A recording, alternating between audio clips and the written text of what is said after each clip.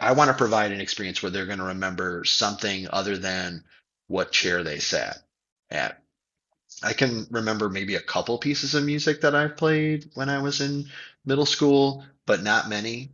And I think I remember most that, like, if you didn't turn in a permission slip or something on time, that you'd lose a chair. Like, it was punitive. Like those are the things that I remember. And I'm like, I think we can create a better experience, and students can love this music a lot more if they have that kind of connection to the music. Welcome to Pass the Baton, empowering students in music education. Here, we amplify the voices of music teachers around the world who are passing the baton and creating environments where the music students are empowered. Together, we can help students transform from passive consumers to vibrant creatives. Welcome back to the Pass the Baton podcast. I'm Kathryn Finch. And I'm Theresa Hoover. Thanks for joining us today. So, Kathryn, this is another guest that you found for us last year, and actually, he's a return guest. We first talked to Kyle Rinke back on episode 108 when he was with his colleague Jaime, and I'm so glad that you suggested we bring him back to talk about some of these projects he does in the classroom. But yeah, the interdisciplinary projects were so cool, and he talked about how much the kids really look forward to them, right? And just, I guess it just adds so much more purpose to and deeper learning for those, the one concert piece he chooses to kind of take a deeper dive at, right? But it's cool to kind of see the different things he does. Yeah, absolutely. Because, we all, almost all of us do concerts and performances in some capacity in what we do. But the way that Kyle would just very intentionally take one piece and go deep into that piece to figure out what is some way that he could really expand it for the students. And by doing that, he brought so much, like you said, more purpose, so much more meaning. And I think he really got to the heart about what music's all about, right? It's not just about playing correct notes and rhythms. It's about everything else that goes into that piece of music and the experience that you can create through it. So yeah, it was just really neat to hear him talk through what that process has looked like over the past several years, how it's evolved, things that went well, things that didn't go as well, right? All of that. Yeah. And also the wonderful byproduct of Kyle getting to know his students really, really well and in different ways that he didn't know before.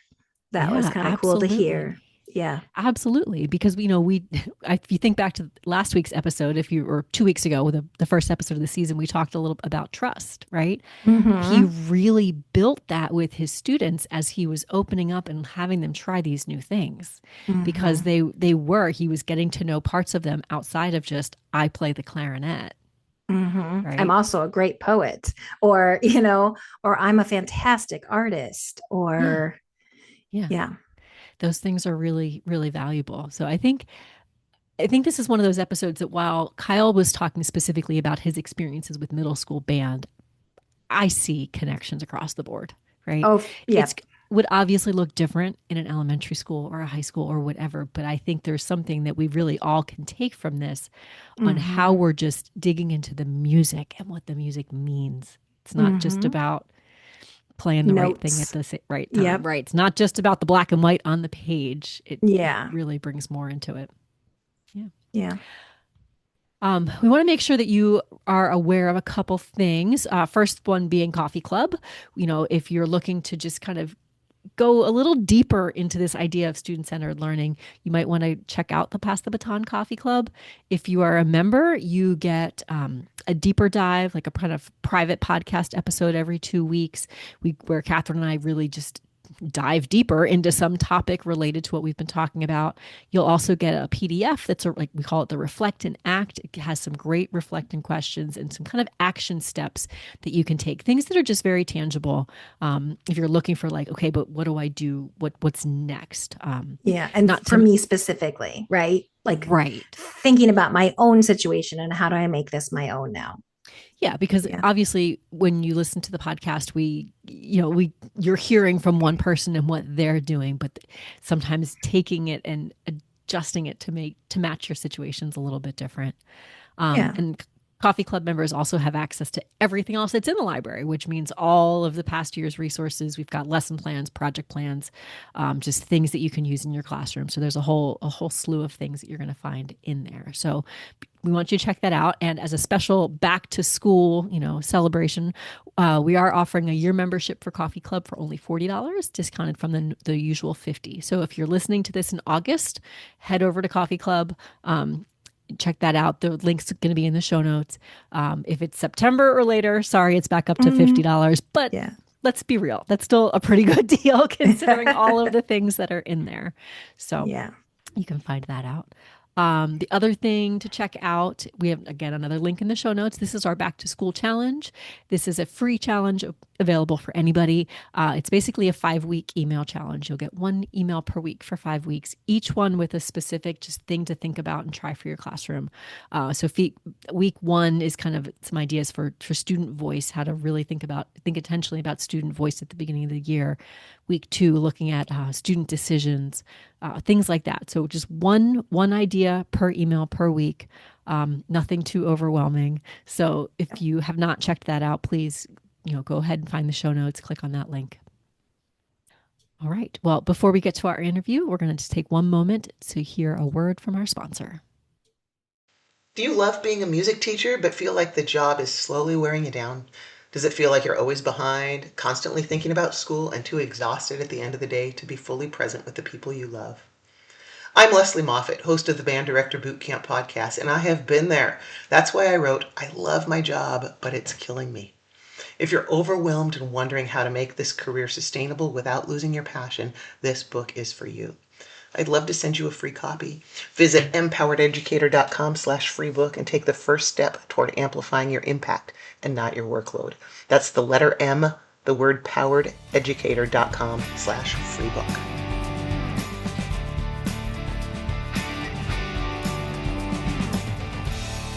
All right. Welcome back, everyone. We're glad to have Kyle Rinke back with us. We had you back in episode 108 with Jaime Escatal, and we had such a great time talking with you and Jaime. But we wanted to kind of talk a little bit more today with you, Kyle. So welcome. Oh, thanks for having me. Appreciate it. So, even though you've been here before, could you maybe just give us a quick refresher for somebody who maybe hasn't listened to that episode or it's been a while? Who are you? What Sure. do you do? Give us all the stuff. I am Kyle Rinke. I teach 5th through 8th grade band in New Lenox School District 122 in Illinois. We're like right where I-80 meets 355. And I've been teaching there for 17 years. I do the 5th through 8th grade in 2 intermediate buildings and 1 junior high. So I have a 5th grade band, a 6th grade band, and junior high band. We do some extracurriculars like pep band, jazz band. I've also taught general music, and I had 1 year as the choir director. And yeah, so I have a pretty well-rounded base of what we do. I just retired from the Army Reserve on Memorial Day, so I'm enjoying that. Congratulations. After 20 years of doing that as well. So I have quite a bit of experience performing as a professional as well.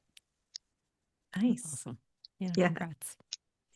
Thanks. Well, like we said, back in episode 108, you and Jaime spoke a lot about centering learning and creating community. And that was such a great episode to just kind of dive into all of those great ideas and practical ideas. But there was one thing we kind of talked about after the episode of all of your interdisciplinary projects that you've done with your band. And we wondered if we could kind of dive into those projects a little bit today. Could you share maybe some examples of like what you've done in the past? Sure. I thought it'd be nice to start like at the beginning of like the first project that I kind of did and Sure. what it encompassed and kind of leading up to it. The first thing I did, being a new band director and having a library and just going through it and seeing what different things were in there and just taking the computer back and listening to different stuff. The first piece of music that I saw was Scenes of Terrorism. It's by Jack Stamp. It's a multi-movement piece, and it's based off of artwork that was made by children in the Terrorism concentration camp. And we live close enough to Skokie, Illinois, which has an amazing museum. It's like I think the second largest one outside of DC. And we went up there and we just wanted to see get some background of the information. And it was just a field trip. We just went, we just experienced it. That was the whole thing. And then at our spring concert, I always have students introduce the pieces of music. And this time I asked two students to just write about their experience. Like, I'm not going to write it out for you. I write out the concert notes for the fifth and sixth graders, but the junior high students, I kind of guide a little bit. And they talked about their experience, and it was great because you're a teacher on a field trip, a lot of stressors, trying to make sure nobody messes around, making sure the bus is there, all that different stuff. And I didn't realize how much the kids got out of the actual field trip. The way that they talked about the different areas. It wasn't just concentration camps. They talk about, or at least when we went, I know the Skokie Museum does like a feature. I don't know how often it rotates, but this one was about the Olympics and sports. So everybody had something that they could relate to, and it was really neat. And I think that made that piece of music mean so much more to those students. Because I've talked to them afterwards, when we see them in high school, and they've talked about the different field trips that they've gone on. So that was the first one. It was really low stakes, just a field trip. I'd highly recommend this piece of music because it could also introduce students and families to multi-movement pieces. Because we all know everybody's really eager to clap as soon as the first movement's done. So that was a good way for us to introduce that to students, and have that kind of connection. The next one that I did was Sun Cycles by Brian Balmages, and it talks about like the journey of the god Ra, through the underworld, through over the top. And our seventh grade class does a unit on Egypt, and at least they did at that time. And so we got to kind of put that into what they were doing. It didn't line up time wise with when they were studying it, but it allowed them to like, oh, recall that kind of stuff. Even at the eighth graders, they're like, okay, I remember doing that when I was in seventh grade. And I had artwork of the different stages because the piece is broken down and it doesn't like specifically say, okay, now here's the underworld, but you can tell. And so we had a slideshow, and I had a student put together a slideshow, and I asked way too late in the year, and there was only like six paintings or drawings or whatever, and I didn't allow for any time. So I noticed that was one of my big things. It's like, okay, if you want this to flourish and be more encompassing and have more student participation, allow there to be time. So that was like, it was half of an idea. But it was still okay because we still got to project that, play a slideshow, give the audience a visual to go with what we were trying to like paint that picture for them. And I think especially with the younger audiences, that helps a ton to not be on a phone or a tablet or something. They can see what we're trying to portray. After that, we went, let's see, what did I do? I did a piece, Blue and Green Music by Sam Hazo.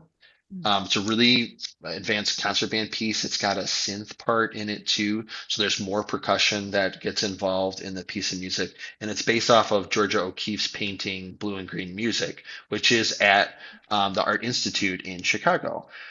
We didn't get a chance to go see it. Our transportation, and I'll talk about this later with the project we did this year, is a little bit tricky. We use the high school's transportation, and the high school has like 8 junior highs that feed into it. Not all of them use them, but it's tricky. So what we did instead is I brought the art teacher in for a class or two, and she talked about pastels and how to use oil pastels. And I gave them 2 class periods where we listened to the piece, Blue and Green Music, like on repeat while they were drawing. And students had 2 different options. They could draw whatever picture they hear from the music, or if they're not artistic like me, I took the actual George O'Keeffe painting and I split it up into 16 paper size like sections. And then they had to meet with their people who touched their piece, and so they can get all the lines to line up, and they just had to recreate their little section of the painting. So that was really cool. So I had 2 boards. One was set up on one side of the band and one was set up on the other side of the band. One had the actual painting that we created with those 16 students, which is still hanging in my band room. And then the other Mhm. side had everybody's like original artwork. And then I took a picture of every single painting or picture, and then I had it projected up on the high school's wall. So then parents could see these 60 some pictures as they rotate through. So that was really cool, to have that element, to go with it. I feel like I'm just going to keep talking unless you guys ask me a question. No, Yeah. this is great because I. So it sounds like you're starting with a piece of music. Is that right? And then Yeah. from there, it's how can I go deeper? Yeah, I try to do this in the spring with one of our contest pieces. This year it ended up not being one of our ones that we took to our district contest, but I feel like there's more time in the spring. There's so many things. We have a Mhm. parade on Labor Day weekend, so that's like Oh. 8 days of school plus the first day, like that's included, and then we perform. We have football game to go to. We have the concert. The fall and winter concerts seem to spring up out of nowhere. So like towards the tail end of or the beginning of December, really, I start thinking about what we're going to be doing as a project or a piece of music that we're going to dive deeper into. And it kind of sets it up. It allows you to have time to see what the kids' skills are going to be at, because you never Mhm. know who did practice over the summer, and you're like, okay, well, I need to get a feature for that student, or just the general ability level of the group, because we always have these great plans at the end of the year when your band sounds great, and then September hits, and you're like, okay, gotta wheel that back a little bit. Yeah. So I always try to do it in the spring, to allow that time to work on that piece of music a little bit more. Yeah. And so far, most of them have come out of the library because there was a pretty big library there. Yeah. So I haven't had to look on any publishers' websites for the most part. Not completely, but That's for the cool. most part. Yeah. Yeah. I feel like those two things right there. You looked in what the library that you already had.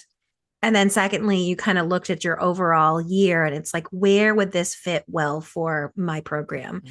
And, Yeah. and after knowing, where my kids are when we start school, but, everybody's going to be slightly different and have, I'm general music, so I'm a totally different beast, but like, I feel like my fall is lighter than my spring, but, like Mhm. everybody has their own different feel for their program and what's the busy time. But Right. Yeah. Yeah, I That think makes if you sense. have center-based activities or individual stuff, that also lines up with the spring for our solo and ensemble contest. Mhm. mm, So, like, I have an office and like a storage room that I will let groups go into. So, if we're working on artwork or something, and this group's like, okay, I would like to do this artwork later at home where I can do it, but I can only do my duet now. Okay, go do that. So I try to mhm. like put that in there as well of when to schedule these kinds of activities. Mm-hmm. Yeah, that makes sense. And Okay. I like to point out too that the artwork stuff, for me, it was really seeing a different skill set that some students have, Yes. and students that I know, like, they're here for the social aspect or they're here because their parent makes them or whatever, and then they produce this piece of art and you're like, oh my gosh, like this is amazing. I can't Mhm. do that. I am not visually artistic, so seeing those things is great, and it allows them, like, I'm not going to be first chair, but man, look at this, like, sunset that Mhm. I made or whatever. That Mm-hmm. was really cool to see. We did that again this year with some art, and it was Nice. very worthwhile to see that. Yeah. Yeah. Okay. So you're talking about field trips. We're talking about doing art projects, things that are going to align with curriculum. That's awesome. And it, Yeah. yeah. Okay. Any other little ones you want to share about, or any other prior projects? I should say, not little. None of these are little. No. And they've, as I mentioned them too, like it started out easier and then it's been getting more involved. Um, Okay. one of the ones that's been more involved was I did Julie Giroux's Bonsai Tree. Mm. And if you don't know that piece, it's really great. It has lots of percussion in it, and it is also available for FlexBand now, since COVID. Oh, that's So awesome. yes, it's really great. It can be accessible from any group. I've heard high school groups. I've heard it's a grade two piece, but there's things in it that make it nice and challenging. Um, that was right after COVID, and you get this digital creep that's happening with the students. They're always distracted doing something or the other. I personally have several bonsai trees. I think that they're very entertaining and fun to look at and to kind of tinker with because they're like living art. So I thought originally I was going to try to find some wholesaler to see if we can get 65 bonsai trees. And I thought better of it because I couldn't find a price that was even close. And I didn't think that everybody would keep theirs alive for more than a week anyway. So we did a different project. I had every student bring in a rock, and then I wired like the trunk and around the rock. So the rock could sit there, and then we use copper wire and pipe cleaners to create different bonsai trees. And the whole idea of it was to concentrate on one thing at a time. Like we're going to listen to tranquil music, and you are going to sit here and you are going to not talk to anybody, and you are just going to work on your project. Here's like, I put out a table of a bunch of pliers, extra materials, whatever. And I thought I was just going to be kind of walking around, maybe working on my tree, things like that. They had the hardest time not talking. Or if they needed their iPad for an inspiration picture, then they were wandering and doing something else. Or it was so hard for the kids to turn off their brain and just focus on one thing that it took us like 3 or 4 sessions before it was like quiet and you guys were all just relaxing. Like you get your kids that want to hurry up and finish, and you get your kids that are way too detail oriented and they're taking it home. And those are the trees that like looked like real trees. And when we performed it with the high school, we put it out on the front row, right at the edge of the stage. I use the high school a lot because it's like the one time where we're playing for like pretty much for sure all of our parents, and we have a nice facility, and there's like opportunities for that. So that's another reason I do it in the spring. But we did that. That was really neat. That bonsai tree. And then the last thing that we did this year, we went to Starve Rock, and we went to Council Overhang, which is like this large cave. Um, it's shallow as far as caves go, I guess. I don't know, but it's a giant band shell. It's perfect. And we got there, and we had a student's stepdad is a audio engineer, so he came and recorded us, and then he plays in a brass band with a buddy who does video stuff. So he came out and videotaped us, and he had like drone footage of one of the spots. Like it was really neat.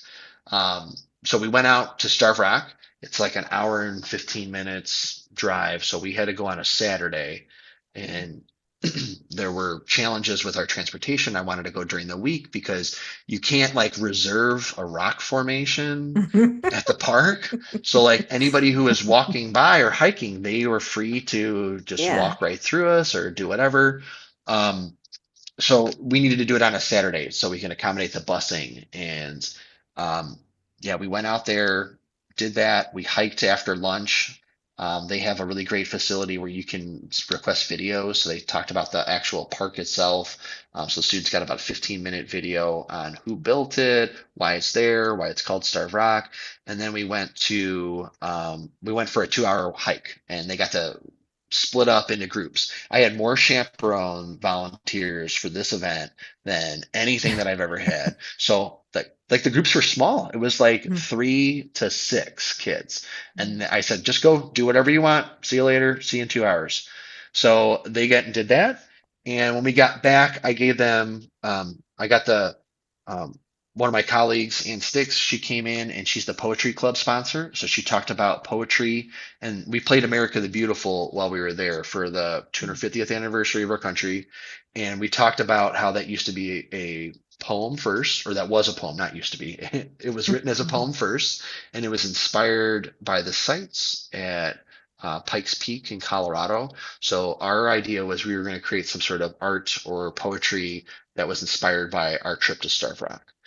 So I gave them a couple of class periods to work on that, and we put that up as an art display at the spring concert. It was really good. And there's also a piece, The Legend of Starve Rock, I didn't know about until I started talking to some other people. Robert Sheldon wrote it. It's a nice piece. It's very challenging, and yeah, it kind of came full circle doing that. That was really So neat. so it sounds like your other project started with a piece and they Yeah. built from there. But this one, was that not the case? Or This one was not the case. okay. So I've been doing these projects.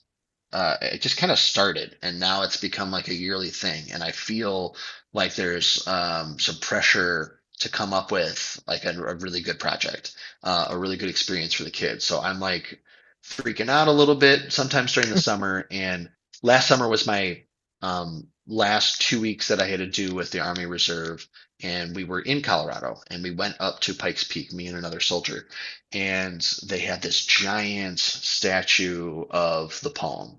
And then I started reading up on it, and I'm like, this is it. Like, so it kind of just happened. And I'm like, this is the project.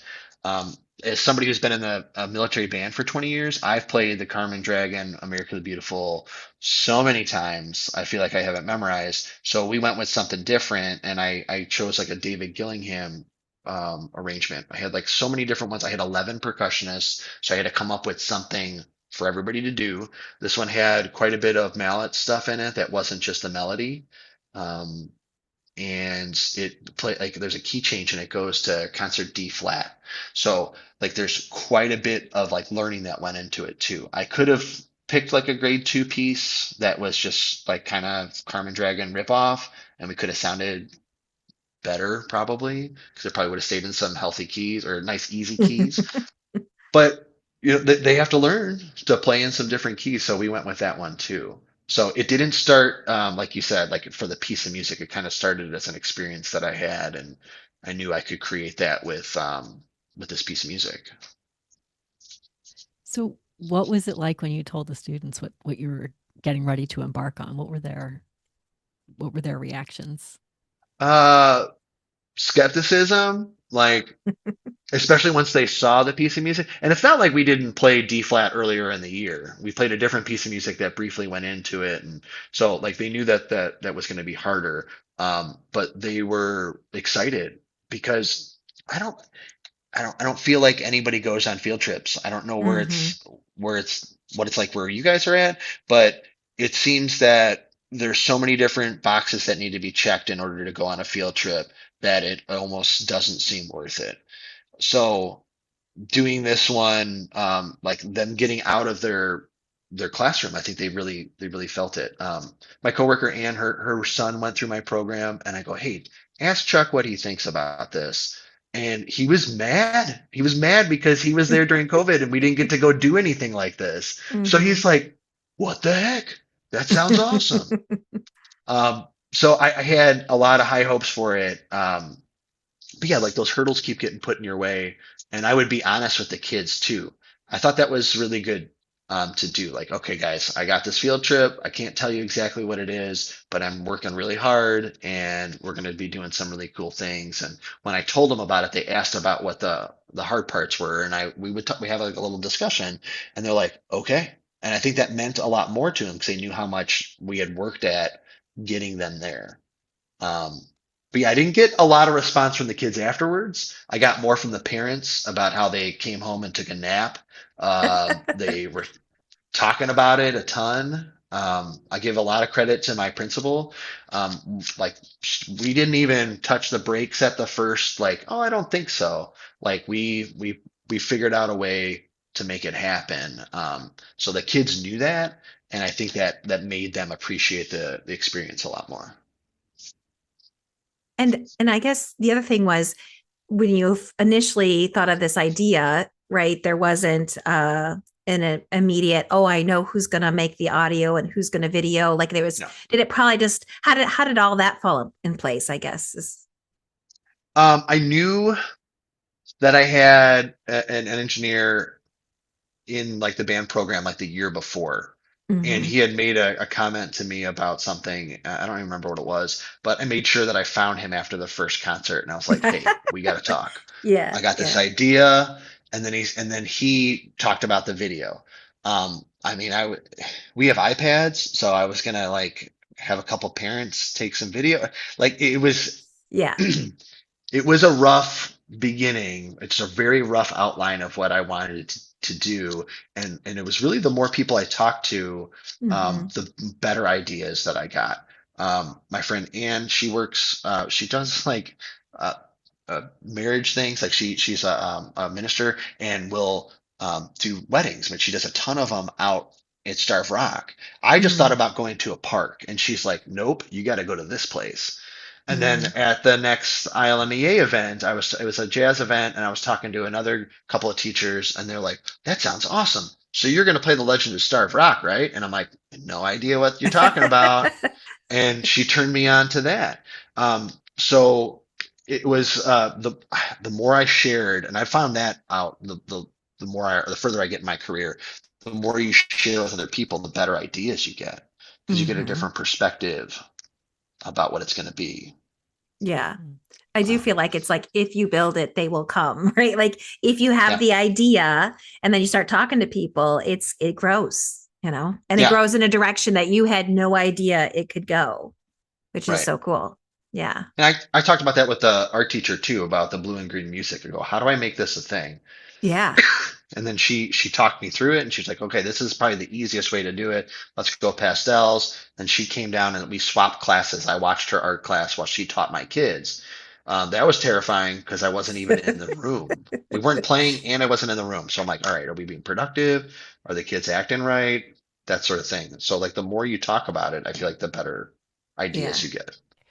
Well, and that's also a good reminder that like it doesn't have to be completely figured out from the No, get-go.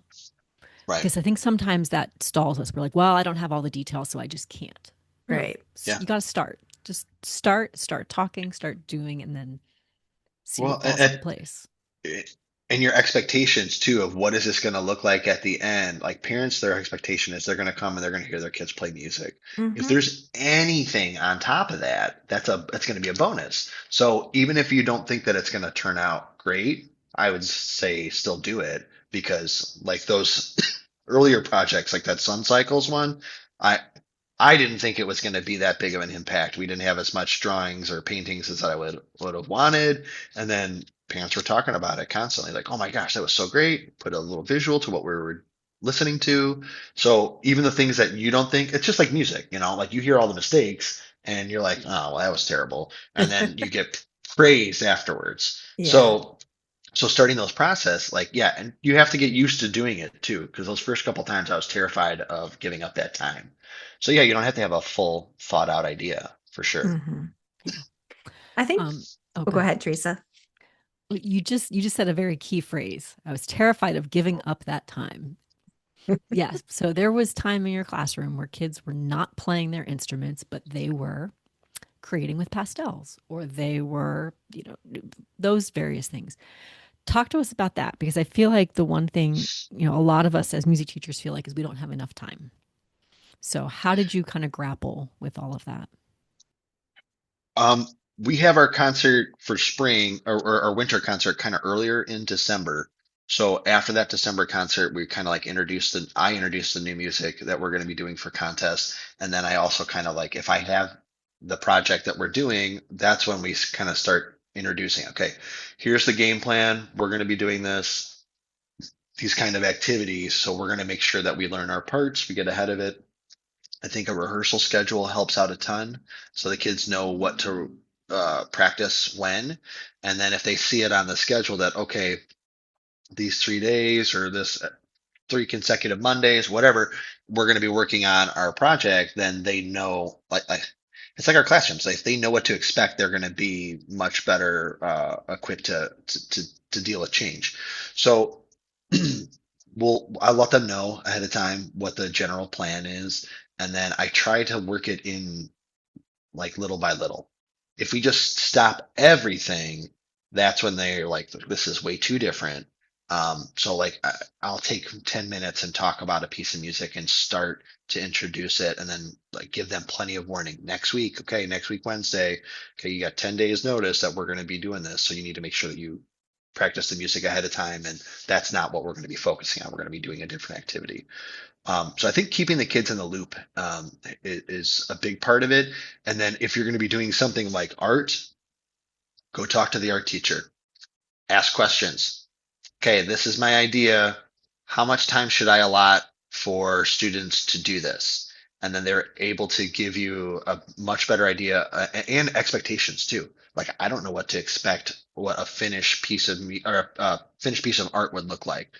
And she was kind of standing next to me while they were like handing their parts in or their pieces in, and I'm like looking at this wide range, just like music, this wide range of ability levels, and she's like, "Yep, that looks right." So having that um, outlet and a colleague to ask questions to, I thought really helped, especially if I was going to get outside of where I was comfortable.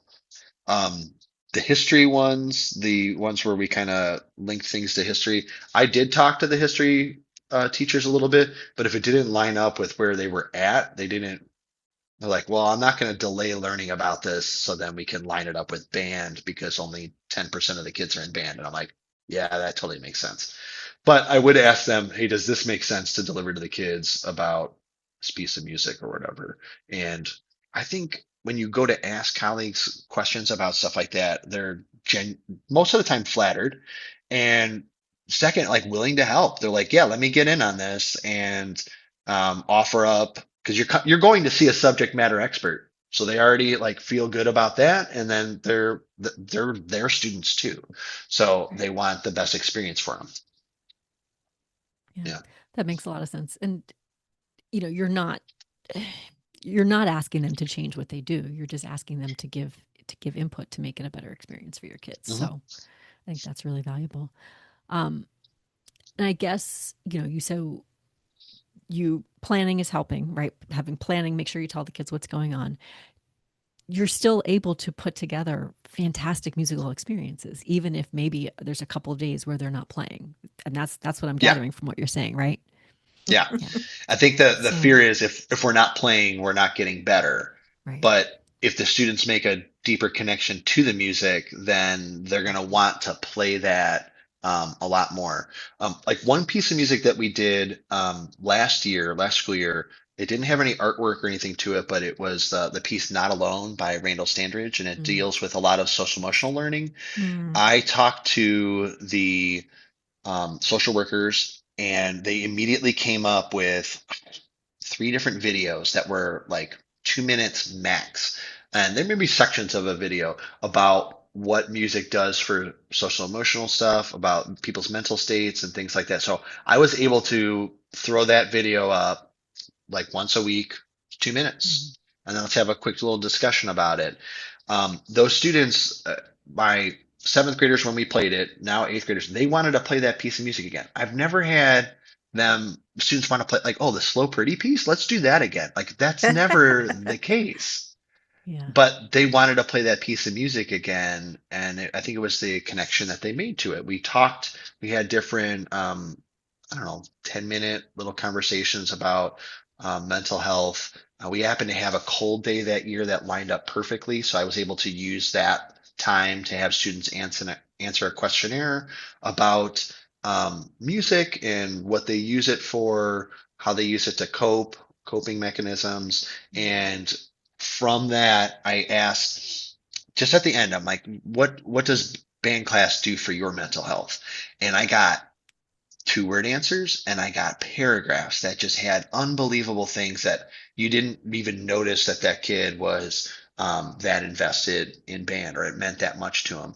And we turned that. I asked any student who wanted to do something extra. We met at a lunchtime, and there was about 10 students, and they put together a slideshow in Google Slides to be played at the same time as this piece of music.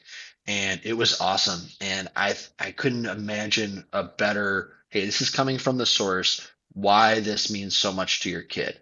Like parents got to see the 40 minutes that I come into band class, I get to forget about everything else in my life. Or hey, I'm an eighth grader and I get to eat lunch in the band room, and I look forward to that Friday every day. Like that's what gets me through the week. Like things like that, they can see that this investment that they're making in their kids' education and musical education is so worth it.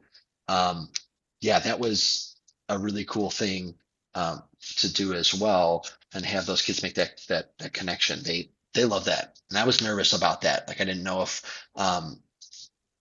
the students were ready for that kind of heavy of a conversation, but they were.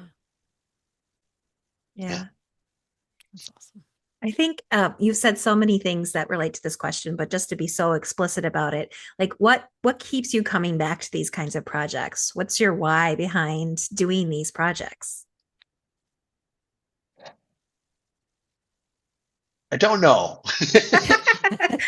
This last one of going to Starve Rock and doing all that stuff, my wife asked me several times, like, why are you still trying to do this? And I think some of it is selfish. I thought going out and playing that was just going to be so much fun, and getting to introduce the kids to nature and doing that. Like, I mean, some kids hike and they do that, but we do that a lot as my family. So I thought that was going to be a good experience, and just to see the other talents that the students have, Mm-hmm. and to make my room as comfortable as possible for like every kid. I felt like when I was going through middle school, like I was an athlete and I was also in band, but the athletes would dog on me for going to a concert or something, and then like this, vice versa. So it's like being in between two different camps, and trying to create something that makes people feel more comfortable. Um, I think at least with art, that helps a ton, and allowing them to have that space and time to work on it. You just get to see that from the kids. It just means so much more to them, and then to me, um, how much more they connect with a piece of music and just the experience they have. I want to provide an experience where they're going to remember something other than what chair they sat Mm-hmm. at. I can remember maybe a couple pieces of music that I played when I was in middle school, but not many. And I think I remember most that, like, if you didn't turn in a permission slip or something on time, that you'd lose a chair. Like, Mm, it was punitive. Like those are the things that I mm. remember, and I'm like, I think we can create a better experience, and students can love this music a lot more if they have that kind of connection to the music. Mhm. So I think that's why I do it. That's what I've heard you say a lot in this podcast is just Yeah. is that which is so cool, like the connection piece, understanding your kids so much more as you do these things, right? Like, Mhm. Yeah, it's funny you say that, because while we're walking around the room, monitoring them doing something else, I get to ask those little questions like, oh, I really like that like poetry this time was awesome. I am not a poet, but I'm looking at these things. I'm like, man, that is so well beyond what an eighth grader should be doing. It allowed me to praise students and make them feel more comfortable about what the things that they're creating. Because I feel like you a young musician can't emote. They don't have enough life experience. So if we can create some sort of connection or other life experience for them, that provides them something to go off of. Because you're like, okay, you just need to push through the section. Like, okay, you want me to play louder? Like, no, it's about energy and whatever. And they're like, so we should play louder. So I think trying to make those connections, that's what keeps bringing me back, and the kids love it. Like, they really enjoy these types of experiences. So I think maybe the feedback fuels me as well of wanting to provide that kind of experience. mhm. Well, I mean, everything that I'm hearing is just you're connecting to the music. It's so easy to just put a piece of music in front of the kids and have them play the correct notes and the correct rhythms, and then yay, we did it, right? Without actually connecting to it. Kathryn, I keep thinking back to Chris Gleason. Chris Mhm. Gleason wrote the foreword to our book, and he told a story about, I believe this was in the foreword. We've talked to Chris so Mhm. many times about how he had a student read an introduction to a piece at a concert, and the student's up and she's reading the introduction. She goes, "That's what this is about." and, and that was when Chris realized, like, oh, right, we've been focusing so much on notes and rhythms. We never connected what the piece was about. And I think so many of us, I know I did that early in my career. It was, again, play the Yep. right thing at the right time. Yep. But when you're doing the things that you're doing, there's so much more connection to like the music. Yeah. Because Mhm. right notes and right rhythms are great, but that's only one piece of the puzzle. Right. So, like, I was talking about this America the Beautiful thing, and I told my students that, like, I picked like the hardest version I could find, and some of the appalled faces, and And I'm like, Yes. okay, guys, sorry, but like we need to work on something. We took that piece and The Legend of Starved Rock to our state competition. And this was the worst that we've ever performed at the state competition. And I could not have cared less about that because of the experience that we had. I was told that the music that I picked was beyond my students. And just because we do play the notes and rhythms doesn't mean that they're ready for that sort of literature. And as I'm reading it, and I'm like, you're only saying this from a snapshot. Like we had Mm-hmm. a pretty hurried warm up. We started playing our first piece of music, and 10 kids, like on stage at the state competition, 10 kids changed their music because they had the wrong thing up. So I'm like, okay, so this isn't going to go great. We're not focused in and whatever. Um, but I can't show those judges, hey, we also went on a field trip and participated in a recording session and did this other really neat thing. And The Legend of Starved Rock is very tricky because it has a lot of octaves and held open intervals, and they didn't play those intervals super in tune that day, and that's okay. Yeah. Like it's totally Yeah. fine. So uh, being okay with less perfection has definitely been something that I've had to do. And I've been asked by some people, like, why do you pick like this hard of literature? It's like, well, if I don't expose them to it, then who is? Yeah. Or if we don't go over the break sometime, when are you going to do it? Right. So it's kind of like just being thrown in the deep end for some of it. Like, hey, this is how real music is. If you want to play with your Mm-hmm. friends in orchestra, you're going to need to play in different keys. So Yeah. um, I think changing that aspect of what my vision is has helped a ton. And then to be okay with it not going great. Mm-hmm. At least you tried something. This year, I Yeah. felt like we were crammed too many different things on top of each other. But like the state competition, it's the second time of the year that we get to play in a place designed for music. So do I care about our score? No, but we get to play in an auditorium. So I'm going to take that for what it is. The artwork meant more to me than getting a better score. So we put time into that. Um, but like you said, the initial, you're new to your job, let's pick the hardest music, let's get the best at it. Let's like kids are going to be driven by excellence. Like that's not how that works. Yeah. That So is. I Well, think, and one more thing, the the forward or the score notes that we get. I don't know if you've ever seen the one for like the Light Eternal. It's like 4 pages long, and it's an awesome story. Yeah. But there's no junior high kid who's going to read all that. And or maybe a couple will. So I think some of the like why I do some of these things is to get that connection to the music, because even if I took time to read them these stories or Mm-hmm. what the piece of music is about, they're not going to either pay attention or apply that knowledge until they actually know the piece of music. So Right. I think that's also part of my job in mhm. making that connection. Yeah. Absolutely. I got the pleasure of watching your Starved Rock performance, and I got goosebumps. Like they got Cool. it. They really got it. So I think that's cool. I didn't know how hard the piece was, or it's just as somebody's watching in his general music, but like they got it, they felt it. That's something to be proud of, and something that's cool. Thanks. Yeah. Yeah. Yeah, they really did, and they were all in. I mean, by the time I even got to the site, I was almost like all set up. Like it had rained the morning of, and one of the paths were underwater, and the other path, and we only had to go 2/10 of a mile, but there was a downed tree. Like parents were picking up things. It was just a muddy mess, Yeah. and but it was so much fun. It was so much Oh fun. yeah. Yeah. I Yeah. love it. Love it. So hopefully people are getting some ideas, right, of kind of big things that they might be able to do, or smaller things that grow into bigger things eventually.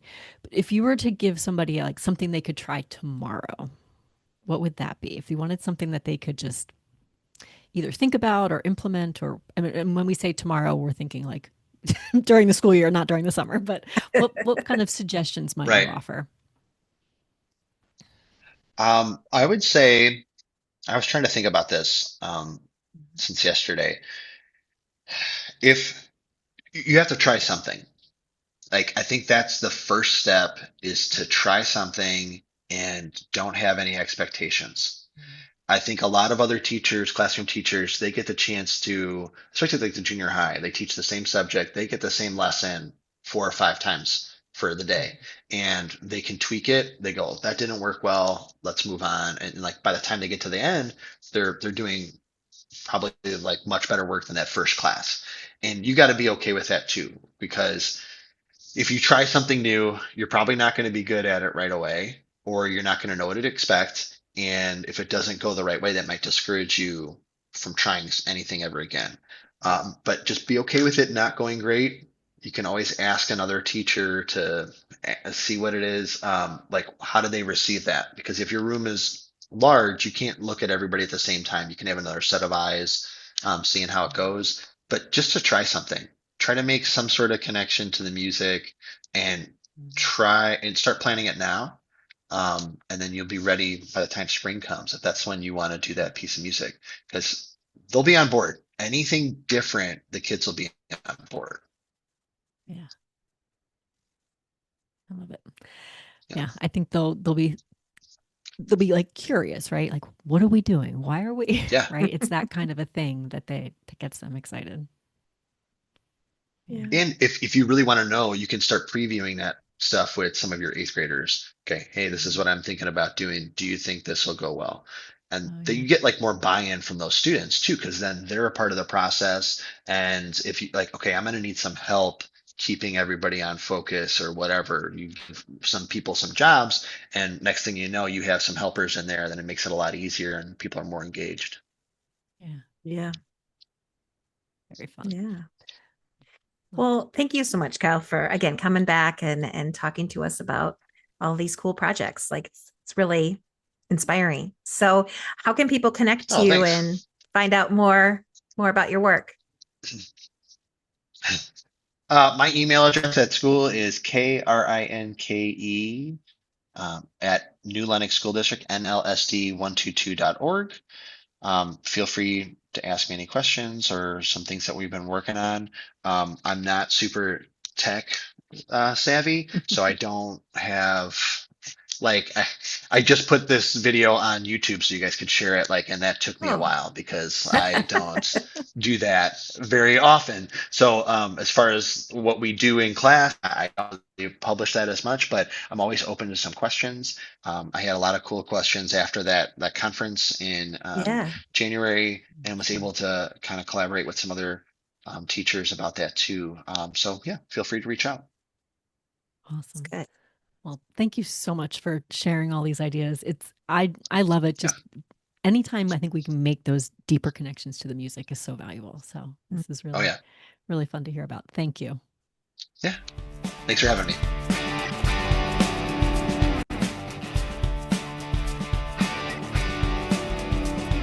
Thanks for joining us.